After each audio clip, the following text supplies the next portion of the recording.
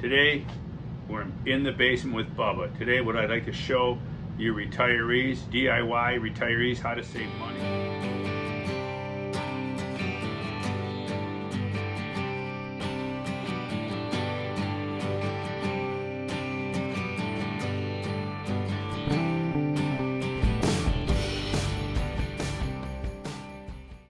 Not calling a handyman, not calling a plumber. I'm going to show you 3 tips today how you can save money not calling a handyman or a plumber to your house.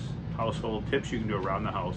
So please join me today. Today we're going to start with project 1, the sticky door. Don't call your handyman, you can do this yourself. I'll show you some basics. Let's start with the sticky door. You have that door that rubs. When you close the door, it rubs like this. I know everybody's got 1 or 2 in their house. Right now it's a dry time, it's winter time, so the air is dry, so the doors have shrunk down. But in the summer they swell and they stick worse. We're gonna tackle that. This is the perfect time to work on them. You still know this one here just barely touches right here. It barely touches. So what I'm gonna do to resolve that issue is I'm gonna look at the middle hinge. And I'll show you this middle hinge. This is an older home. This is riding a little on the high. It's not recessed back in as much as it could. So I'm gonna show you what I'm gonna do to correct this. And what I'll do is by setting this hinge deeper, I will take and remove this hinge, chisel this.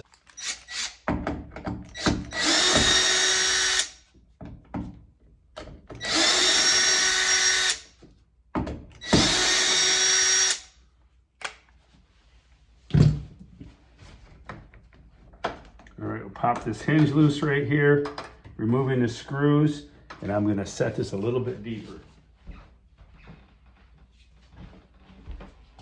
Take my chisel, nice sharp chisel, mark the edge a little bit deeper, striking the edge a little bit deeper. Notice on this edge of the hinge especially, it was raised, the hinge was raised a little bit. I installed these doors 4 years ago, and it's an older home, so sometimes you got to make adjustments as the season goes.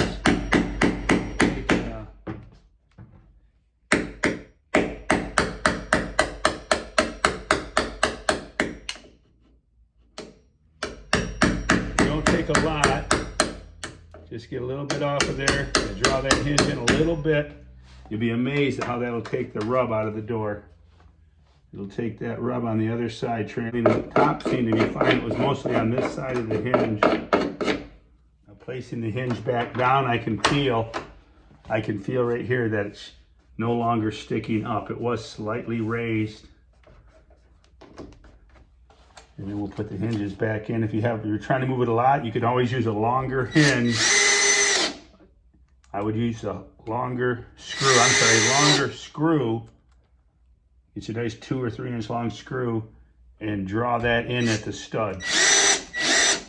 But I don't think we need to do that here. All right, let's see if we're shutting better. Oh yeah, that little bit. It was a little bit, it was just barely, that's gone. All right. See the paint was rubbing. That's where the door was rubbing. And now when we close the door, we have complete clearance. You can see daylight all the way through. We are no longer touching. So drawing that hinge over, it wasn't quite flush. I didn't have it quite flush the first time I installed it. It drew it over, making that difference. We should be good. A little bit here. This is great. Another way to do this is your upper hinge. A lot of times the doors, they typically sag and they'll be rubbing up here on the upper side, and you can prevent that by pulling out one of these screws. I recommend the middle screw. Pulling out the middle screw out of the hinge, and then we're going to go back with a longer screw. This longer screw, placing that back in there, will tie it into the stud, drawing the jam in and pulling the jam in just slightly. You're not looking to move a mountain, just move a 1/16 to 1/8 of an inch in, if they're not over heavily shimmed, and most of them aren't in today's production world, it will draw that over. And when it draws that over, it's gonna take the rub off of this upper side right here. Simple things you can do at home. You don't have to call a handyman. You don't have to be a carpenter. You can do these simple tasks at home to save you time and money in your retirement. I'm 64, semi-retired, and I know I do as much around the house as I can. All right, I'm gonna show you a couple more tips while I got you here. We won't make this a long-winded video. Check out my other playlist. We grow giant pumpkins. We've won the Michigan State Fair twice. I'm actually 3 times. I'm sorry, we won the Michigan State Fair 3 times. We won it in 1998. 20 years later, 2018, we won it. And we won it again in 2025. Growing giant pumpkins at the Michigan State Fair. We've won thousands of dollars doing that. If you're interested in gardening, also check out my other playlist. But for now, let me take you and show you how you can save some money with that clogged bathroom drain. Another tip I want to show you, I shared in my last video, is the hair snake. The hair snake is awesome.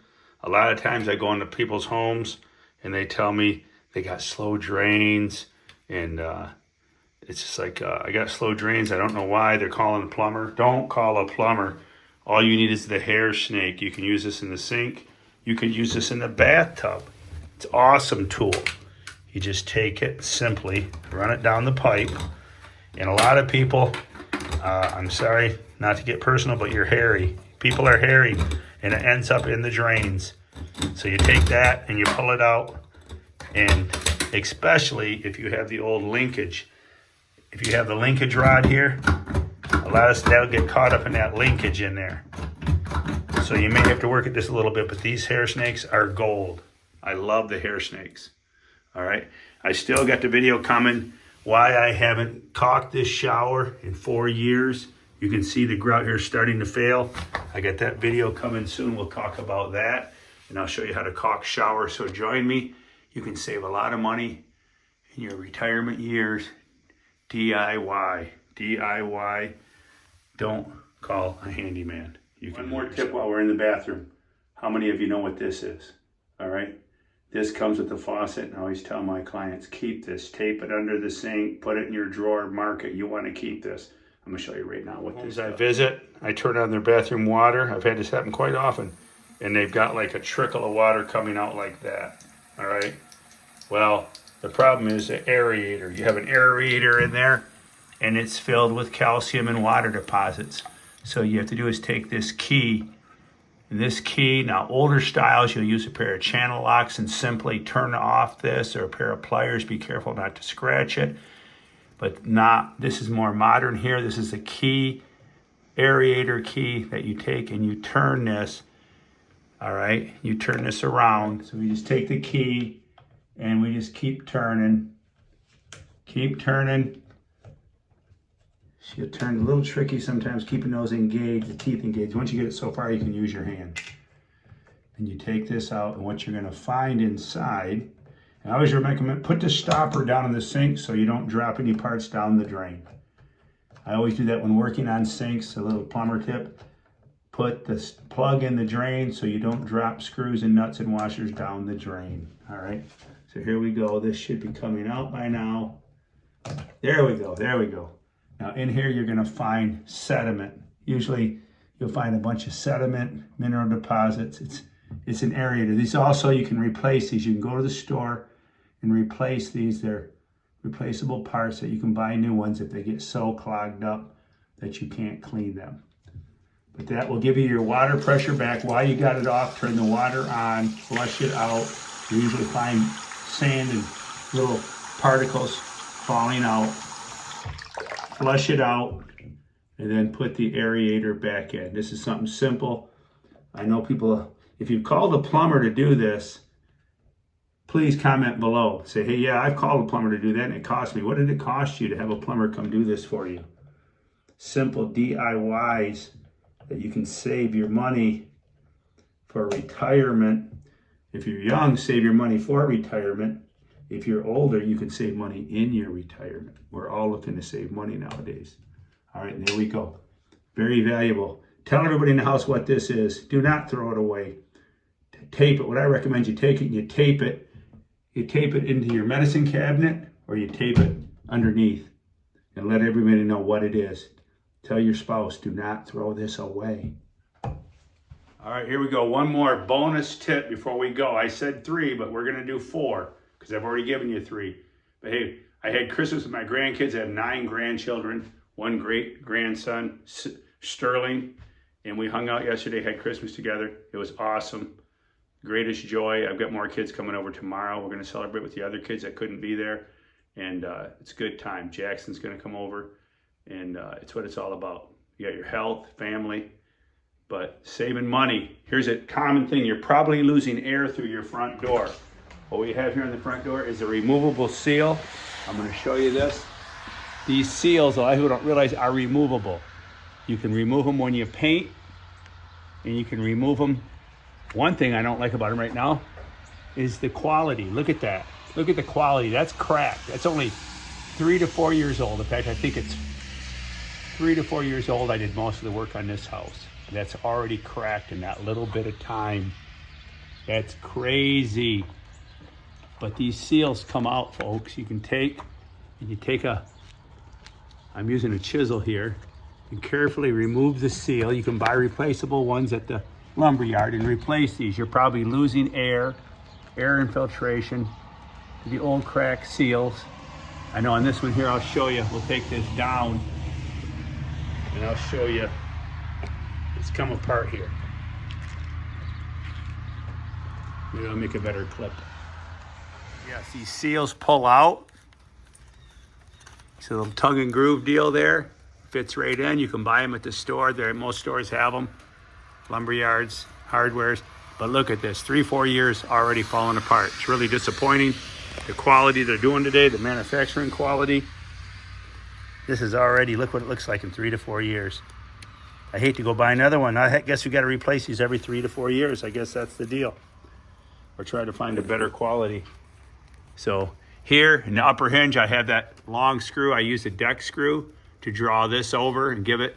This helps hold the weight of the door, having a longer screw that enters the stud on the other side, not just the short screws that stick in the jamb.